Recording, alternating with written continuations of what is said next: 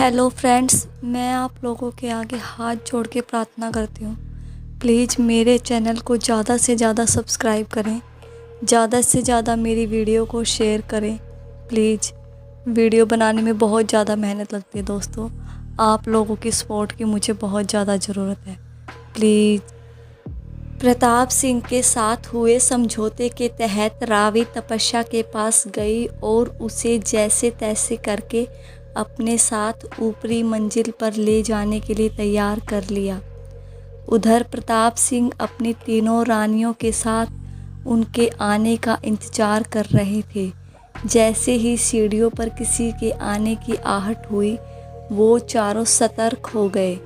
सुभद्रा उठकर दरवाजे के पास आई और मुस्कुराहट के साथ बोली, यह वही है, हम इसे महसूस कर सकते हैं। हमने कहा था ना, वह उसे ले आएगी। उसने अपना वादा निभाया।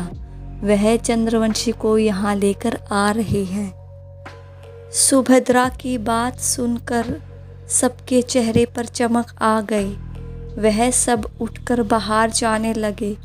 अचानक हवा का एक तेज झोंका आया।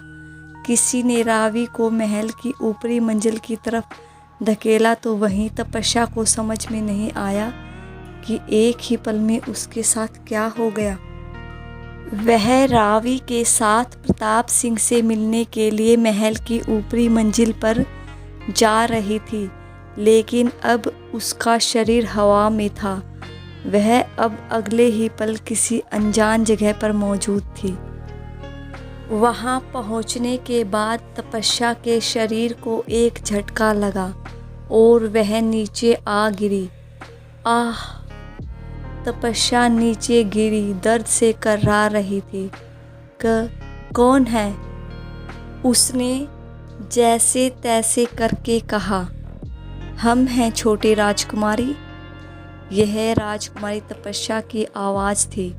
उनकी आवाज़ सख्त थी और साफ पता चल रहा था कि वह काफ़ी गुस्से में है। क्या हम जान सकते हैं कि हम सबके मना करने के बावजूद आप महल की ऊपरी मंजिल में क्या करने जा रही थी? हमने बताया था ना आपको, वहाँ पर आपके लिए कितना बड़ा खतरा हो सकता है। थोड़ी देर पहले आप सब इतने जुनून के साथ इन अनहोनियों के सिलसिले को रोकने के लिए योजना बना रहे थे, और कुछ ही देर बाद में आपकी यह हरकत। हम इसका क्या मतलब निकालें तपस्या? राजकुमारी तपस्या गुस्से में तपस्या पर टूट पड़ी। शांत हो जाइए राजकुमारी तपस्या। महेंद्र प्रताप ने उन्हें शांत कराने की कोशिश की। यह नादान है। जरूर किसी ने इसके साथ छल किया है। अगर किसी ने छल किया भी है तो इन्हें समझने की ज़रूरत है। कब तक लोग हम चंद्रवंशियों की मासूमियत का फ़ायदा उठाते रहेंगे? हम आपको साफ कह रहे हैं तपस्या, अगर आपने अपनी मासूमियत और साफ नीयत को कुछ देर के लिए नहीं भूला तो बात आपकी जान पर आ सकती है। हम ऐसा बिल्कुल नहीं चाहते। इससे तो अच्छा यही होगा कि आप यहाँ से चली जाएं। कम से कम हमारे ऊपर यह तो बोझ नहीं रहेगा कि हम हमारी वंशज को बचा नहीं पाए। राजकुमारी तपस्या की बातों से उनकी परवाह साफ नज़र आ रही थी कि वह तपस्या के लिए कितनी चिंतित हो रही थी। उनकी डांट फटकार सुनकर तपस्या की आंखों में आंसू थे।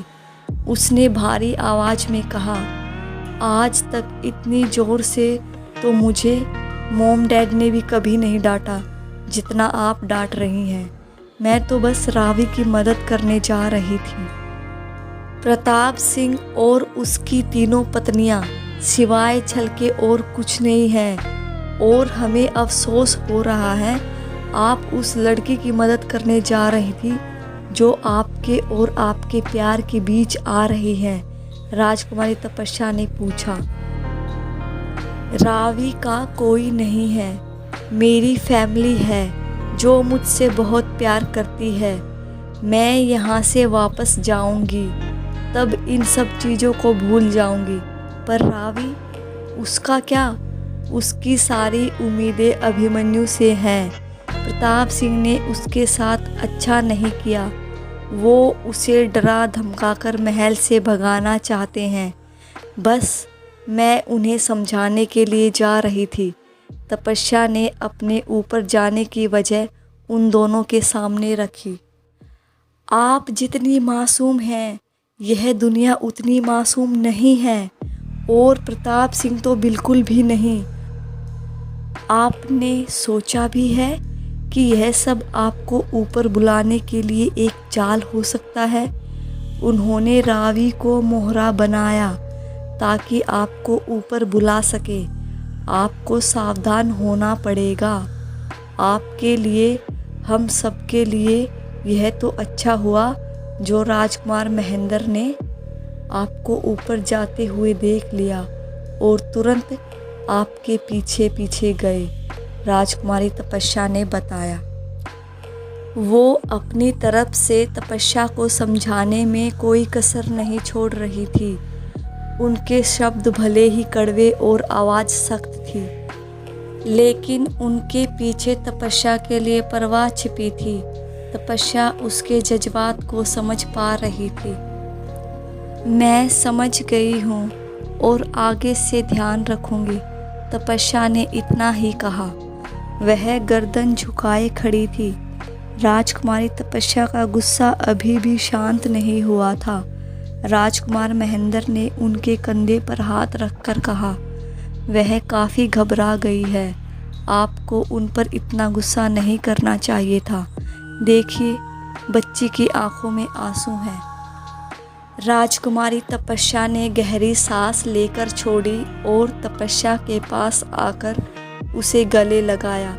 वो उसे सहला रही थी। तपस्या भले ही उन्हें देख नहीं पा रही हो, लेकिन उनकी छुअन को महसूस कर रही थी। राजकुमारी तपस्या ने उसे सहलाते हुए कहा, हम जानते हैं कि कई बार हम कुछ ज़्यादा ही गुस्सा कर जाते हैं, पर आपका दिल दुखाने का हमारा कोई विचार नहीं था। उम्मीद है आप समझेंगी। हाँ, मुझे पता है कि आपको मेरी फिक्र है, इसलिए आप मुझे डांट कर समझा रही हैं।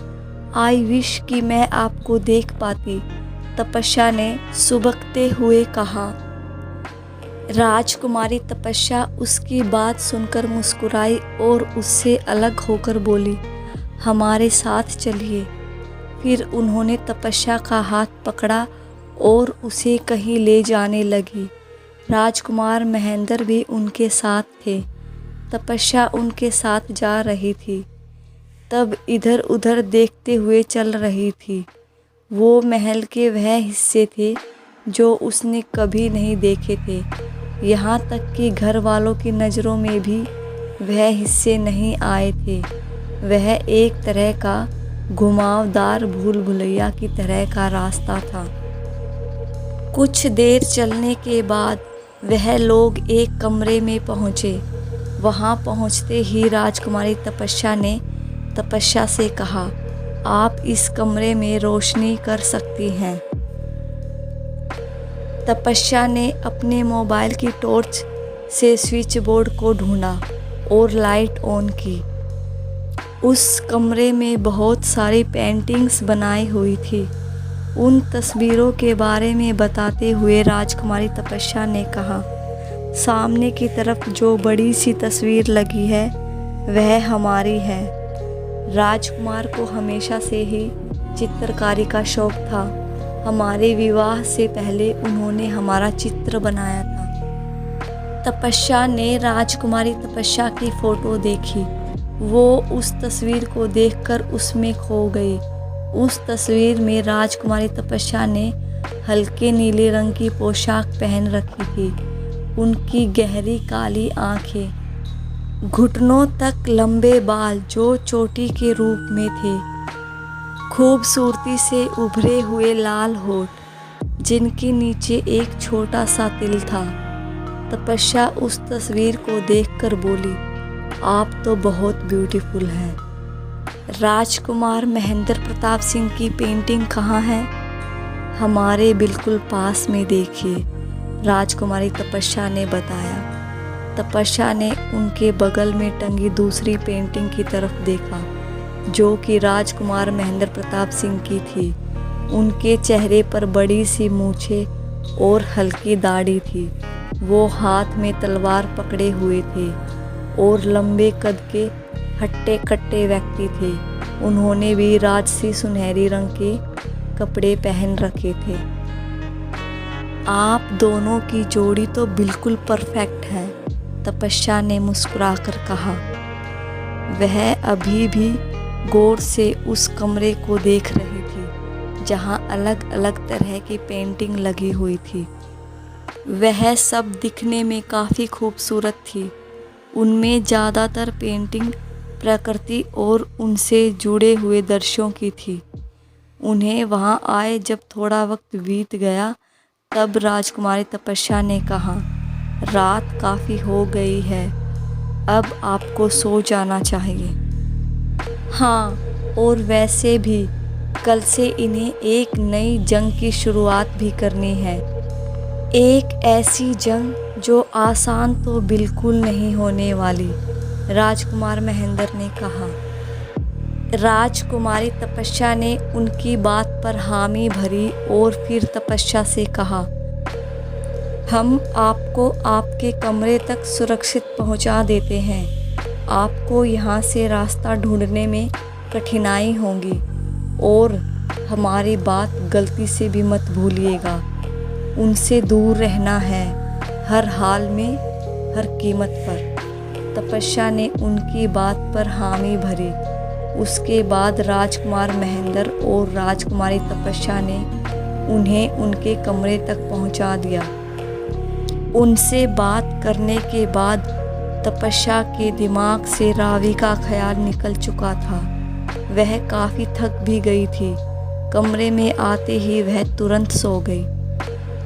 रावी जब तपस्या को ऊपर लेकर आई, तब एक ही झटके के साथ वह आगे की तरफ गिर गई, जबकि तपस्या वहां से पलक झपकने के साथ ही गायब हो चुकी थी। उसने पीछे की तरफ मुड़कर देखा तो कोई नहीं था। सामने प्रताप सिंह अपनी तीनों रानियों के साथ खड़े थे। हम उसे यहाँ पर लेकर आए थे। हमारा यकीन कीजिए, वह अभी यहाँ हमारे साथ थी और अचानक से गायब हो गई। हम झूठ नहीं बोल रहे हैं। रावी उन्हें देखकर घबरा गई और रोते हुए उनके सामने गिड़गिड़ाने लगी। अब ये झूठे दिलासे किसी और को ही देना। हमने तुम्हें रात के 2 बजे तक का समय दिया था और तुम इतनी देर से आ रही हो। देरी से आई सो आई, ऊपर आने के बाद हमें बहाने सुना रही हो, सुनैना ने गुस्से में कहा और रावी का गला पकड़ लिया। इसे छोड़ो सुनैना, यह लड़की बिल्कुल सच बोल रही है। हमने खुद महसूस किया था, वह आई थी यहाँ, सुभद्रा ने सख्त आवाज़ में कहा। उसके कहने पर सुनैना ने तुरंत ही रावी का गला छोड़ दिया। अगर वह यहाँ आई थी तो क्या हुआ? उसे ज़मीन निगल गई या यह महल खा गया? कहाँ गई वो? प्रताप सिंह ने हैरानी से कहा। हम सच कह रहे हैं, हम उसे यहाँ लेकर आए थे। फिर अचानक से एक जोर का हवा का झोंका आया और उसने हमें अंदर की तरफ धकेल दिया। इसी के साथ वह गायब हो गई। वह चंद्रवंशी है, क्या पता उसके पास कुछ शक्तियाँ हों जिससे उसने ऐसा किया हो। रावी के साथ जो भी हुआ उससे उसे भी काफ़ी हैरानी हो रही थी। उसके पास शक्तियाँ नहीं हैं, लेकिन किसी और के पास ज़रूर हैं। अवश्य ही यह राजकुमारी तपस्या ने किया होगा। उसके रहते हम उस लड़की तक आसानी से नहीं पहुंच पाएंगी, सुभद्रा ने चिंतित स्वर में कहा। वह राजकुमारी तपस्या हमेशा हमारे कार्य में रोड़ा बनती है। इस बार भी वह हमें बलि देने से रोक लेगी तो क्या होगा जीजी? अगर ऐसा हुआ तो अनर्थ हो जाएगा, सुकृति ने कहा। हम ऐसा कभी नहीं होने देंगे। उस लड़की को यहाँ लाने से पहले ही हमें उसे अपने वश में करना होगा। अगर वह हमारे जादू के वश में हुई तो वह राजकुमारी तपस्या को महसूस नहीं कर पाएगी और ना ही उसके बाद राजकुमारी तपस्या और महेंद्र प्रताप सिंह उसे छू पाएंगे।